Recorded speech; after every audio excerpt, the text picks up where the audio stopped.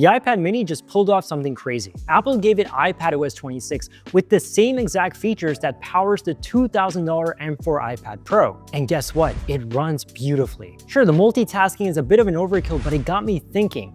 If the iPad mini can handle multitasking so well along with all the other features of iPadOS 26, what does this mean for the future of the iPhone? Because to be very honest, this little tablet right here perhaps gives the biggest clue for the future of the iPhone. Right after Apple announced iPadOS 26 at WWDC and the developer beta was made available, I immediately installed it on my M4 iPad Pro. And for the first time in years, iPad fans got really excited when it came to its software. Aside from the liquid glass user interface, we got a real windowing system, smarter Files app, a menu bar, and more. But what surprised me the most was not the iPadOS 26 software running on the M4 iPad Pro, but it running on the iPad mini, because when I installed it on here, I was surprised by how well it ran, especially with the multitasking features. Because honestly, it handled everything like a champ, and I was kind of surprised that Apple even gave us the multitasking features on this little tablet, because in the past, Apple has left out features like Stage Manager, for example, from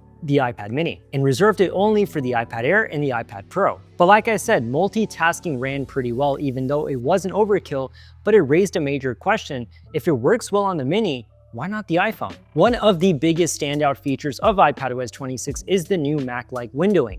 You can resize apps, stack them, float them, basically true multitasking that we iPad users have wanted for years. When Apple was going over this during the WWDC keynote, I did assume that the iPad mini would get a watered down version of it because, like I said, Apple has done this in the past. With iPadOS 18, the mini couldn't even run Stage Manager because it didn't have an M series chip. But when they said, hey, the iPad mini is getting this too, I was kind of surprised. But anyways, let me show you how it works on this. All right, so let's open up something like Safari.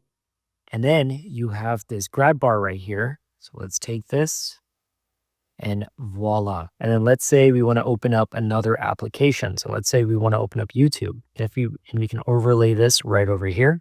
And we can move this one around. And if you just swing at it like so, it basically does a split screen. And then you have a grabber right here. So you can change the sizing of your two windows right then and there. So that's very neat. So let's say we want to have even more apps on the screen. So how do we do that? Because if it's not on the dock, how can we really access them without going through the, app library? Well, there's an easier way. Just swipe to the home screen. As you can see, those applications kind of go on the side and just pick whichever application you want. So let's pick Instagram, and then Instagram pops up. And I can change the sizing of that as well. So right now I have all these different apps open on my screen.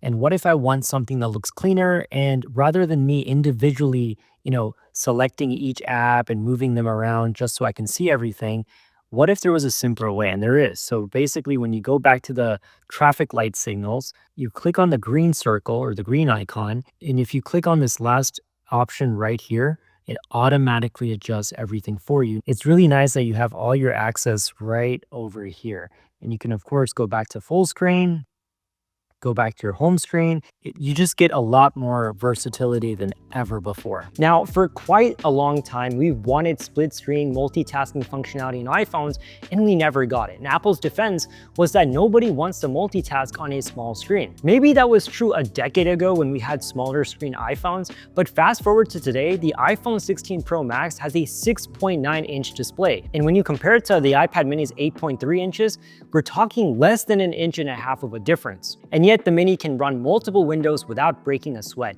Just imagine running two apps side by side on your iPhone. It would completely change how we use it. And there are a ton of rumors and leaks revealing that Apple is going to launch their first foldable iPhone in 2026. And after testing and reviewing Samsung's latest Galaxy Z Fold 7, I couldn't be more excited. It was a joy to multitask on that device unfolded as I got a larger tablet-like canvas to work with. It honestly felt like I was using an iPad mini, and the multitasking, to be honest, worked quite well on it, so I can only imagine an iPhone version of it. And if not even for the Pro Max phones, maybe Apple is preparing something like this multitasking that we're seeing on the iPad mini or iPadOS 26 in general for the foldable iPhone. Because here's one interesting thing that Apple did with iPadOS 26 that kind of left a lot of people puzzled and confused, but the more I thought about it, the more it made sense. You see, Apple has gotten rid of split view and slide over. These are features that people really enjoyed, and Apple's excuse is that, hey, we got you this new app windowing management system, which is much better. And technically, you can still have two apps running side by side, kind of like split view, right? But it's obviously not the same. So what I think Apple's going to do is they're gonna bring back split view and slide over, but make it an iPhone Fold feature. So if you have a folding iPhone, you're gonna get split view and slide over. And to be honest, I feel like those two features would be a lot more intuitive than ever before on an iPhone versus an iPad, because technically that's how it works on the Samsung Galaxy Fold as well. But I also want to talk about the performance. Last year, Apple updated the iPad mini with the A17 Pro chip, the same chip from the iPhone 15 Pro and Pro Max. That's what allows the mini to run iPadOS 26's multitasking feature so smoothly, which means that the iPhone 16 and 16 Pro Max with the newer A18 chip are more than capable of doing the same. So if the iPad mini can basically run a lighter version of macOS in a way, there's no reason for the iPhone to not handle at least two apps side by side. After all, Android phones have been doing this for quite a long time. And I've seen my friends with Android phones do it, and it works pretty well. But here's where things get interesting. With iPadOS 26, the mini can connect to an external monitor, and you can even pair it with a mouse and keyboard, and suddenly you're looking at something that feels dangerously close to macOS. If Apple gave the iPhone that same windowing system when plugged into a monitor, for example, we could see the iPhone transform into a full workstation, one device but multiple roles. Your phone when you're out, and your laptop when you're docked at a desk. And this ties into something bigger: ecosystem convergence. With iPadOS 26, iOS 26, and macOS Sequoia, Apple introduced a new liquid glass UI. And for the very first time, everything looks nearly identical across the iPhone, iPad, and Mac. The icons, the settings, the window buttons, all the same. Apple is slowly merging the experiences, which means at some point, it won't be about which OS you're running, but the hardware size that you prefer. Some people already run their entire lives on their iPhone. Work, finances, content creation. So if that's the case, why not just let them dock their iPhone and get a full desktop view? For many people, that's all that they'll ever need. And now going back to the iPad mini, this device is in a unique spot. It's the only iPad that doesn't have its own first-party keyboard accessory. It was designed for touch and pencil use, not as a laptop replacement. But now with iPadOS 26, it feels like it's definitely evolved.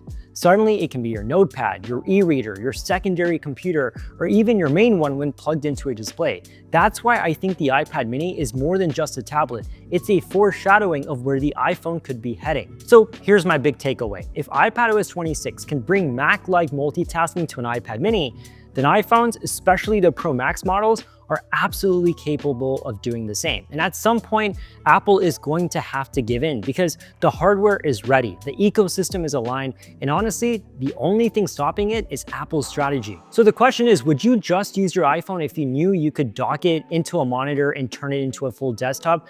I know I would. Let me know in the comments, do you think Apple is preparing us for an iPhone with real multitasking in desktop mode? Or is this just wishful thinking? If you enjoyed this deep dive, check out my recent video where I cover all of the iPadOS 26 features in detail, including some surprising ones that you may have missed. If you enjoyed this video, hit the like button, subscribe to my channel if you haven't already done so, and I'll catch you in the next one.